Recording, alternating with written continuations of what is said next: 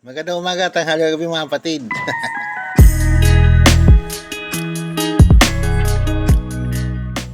So yun nga po, yung Revo ko lately parang nararamdaman ko namamalya siya. Para bang kinukulang siya sa kuryente. So nung sinilip ko, sabi ko bakit ganon? Maganda naman ang pasok ng gasolina, pero bakit namamalya pa rin siya?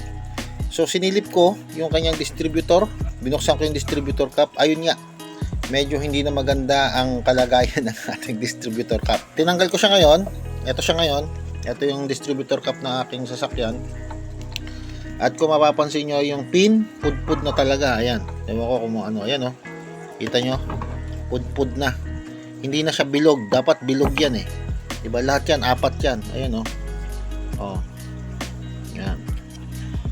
Umorder ako sa Lazada at dumating siya ngayon. Maya-maya lamang papalitan natin. Kapag namamalya ang ating mga sasakyan, isa sa mga dapat nyong tingnan, lalo na sa mga sasakyan na kagaya ng sa akin, Revo, yan, yung Toyota Corolla na mga luma, no? Yung mga big body, small body, o kung ano mang sasakyan na gumagamit pa ng mga distributor na mayroong ganitong distributor cap. Mas maganda kung ito muna ang tingnan nyo bago kayo tumingin doon sa mga malalalim na dahilan, no? So kasi kagaya ngayon, no, ng mga nakarang araw, nag-uulan, 'di ba? So isa sa mga posibleng dahilan na pwede na magpalya ang kotse mo, posibleng magkaroon ng moisture dito sa loob. No? Kung halimbawa, yung kotse nyo pinarada nyo sa labas, tapos biglang umulan ng mga ilang araw, ganyan. Tapos pag start nyo naging palyado. Bago nyo iparada yun doon, maganda naman ang minor. Ayan. Tingnan nyo muna ito para mas madali lang. Kasi madali lang naman to. 2 tornilyo lang to. Tapos dito yung mga ignition, yung high tension wires, no? Kasi ito, pagka sumobrang ulan at malamig ang panahon, nagkakaroon ng tendency na nagmo-moist ito. At dahil nagmo-moist itong loob na ito, nababasa itong mga terminal na ito.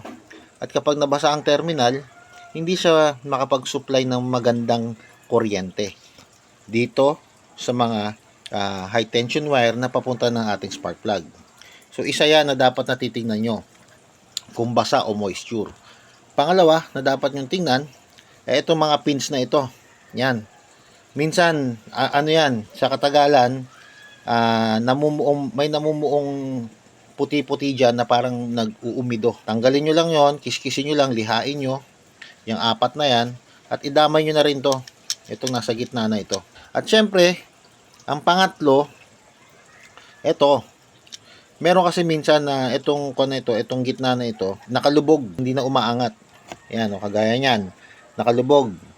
Pag nakalubog yan, ibig sabihin hindi na siya kumokontak or hindi na siya dumidikit doon sa rotor niya sa loob kasi merong rotor tong distributor sa loob, no? So dapat may spring yan. Ayan, oh. Tingnan niyo, pindot-pinditon niyo. No? Ito kasi ang tumatama dun sa gitna ng rotor para magkaroon ng kuryente yung rotor. Tapos yung rotor iikot yun, tatama siya sa mga pins na yan, no? Yung pins na yan, dito yan nakakonekta sa mga butas na nakikita nyo. At yung butas na ito, dito nakakonekta ang mga high tension wire papunta doon sa ating mga spark plug. At kung makikita nyo, may mga numero yan. Ayan, o, 1, ito yung 2, ito yung 3, ito yung 4. May mga numero yan. Yan yung mga firing order. At makikita nyo may arrow, di ba? Yan yung rotation ng rotor. Ito ay itsura ng rotor. Ayan. Bawat tamaan ng rotor dyan, magpuproduce siya ng kuryente, papunta doon sa high tension wire, papunta sa ating spark plug, no? So, itong gitna, may high tension wire dyan, galing ignition coil. Magbabato ng kuryente dyan, dito tatakbo, itong may spring na yan, tatamaan yung gitna ng rotor, tapos yung rotor iikot dito sa pin, no? So, yun yung mga dapat tingnan nyo rin, no? Kasi nga katagalan ano rin to itong mga pins na to nagkakaroon ng umido at saka napupudpod, no?